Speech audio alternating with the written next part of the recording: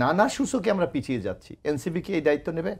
বলুক তারা প্রকাশ্যে যে আগামী দিনে দেশের যদি কোনো অবনতিশীল পরিস্থিতি হয় তার দায়ভার তারা বহন করবে।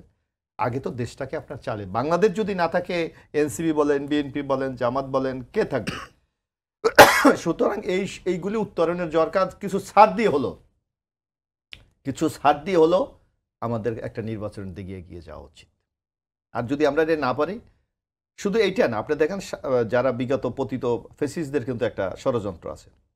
আজকে জিও পলিটিক্যাল একটা ইনফ্লুয়েন্স বাংলাদেশের উপর আছে, যেটা আমরা লক্ষ্য করলাম। হঠাৎ করে আমরা দেখলাম যে মানবিক করিডোর দিতে হবে, হঠাৎ করে দেখলাম আমরা চিটাং বন্দরকে লিজ ইজারা দিয়ে দিতে হবে।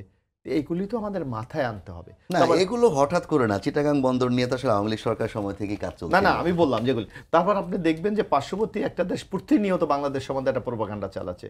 এখানে একটা মুসলিম জঙ্গলিবাদের উত্থান করছে, এখানে সংখ্যালঘু উপরে নির্যাতন হচ্ছে, এখানে মানে গণতান্ত্রিক কোনো প্রতিষ্ঠানগুলি হচ্ছে না, আওয়ামী লীগ সহ এরকম নানাভাবে মানুষের উপর নির্যাতন হচ্ছে। সুতরাং এই সকল প্রোপাগান্ডা থেকে বাংলাদেশকে রক্ষা করার একটাই উপায় আছে, জনগণের ভোটে নির্বাচিত সরকার যারা এই সকল পরিস্থিতি মোকাবিলা করে বাংলাদেশে এখানে। হ্যাঁ, সংস্কার আমাদের দরকার আছে।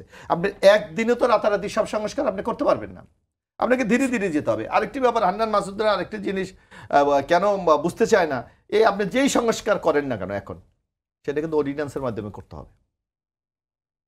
রাষ্ট্রপতি অর্ডিন্যান্সের মাধ্যমে এটাকে এখন আপাতত এটাকে আইনে পরিণত করবে, কিন্তু আইনে যদি পরিণত করতে হলে তো আপনার নেক্সট পার্লামেন্ট এটাকে অ্যাপ্রুভ করতে হবে। তো যে কোনো রাজনৈতিক দলের নিজস্ব ম্যানিফেস্টো আছে, তার বিশ্বাস আছে, তার রাষ্ট্র পরিচালনার কৌশল আছে। তারা যদি আপনার এইটা আইনে অনুমোদন না করে, আইনে পরিণত না করে, তাহলে কি হবে? আপনার 111-এর কথা আপনার নিশ্চয়ই মনে থাকার কথা। ফখরুদ্দিন মঈনুদ্দিনের 142টা অর্ডিন্যান্স জারি করছিল, মাত্র 38টা আইনে পরিণত হয়েছে, বাকিগুলি কিন্তু হয় নাই।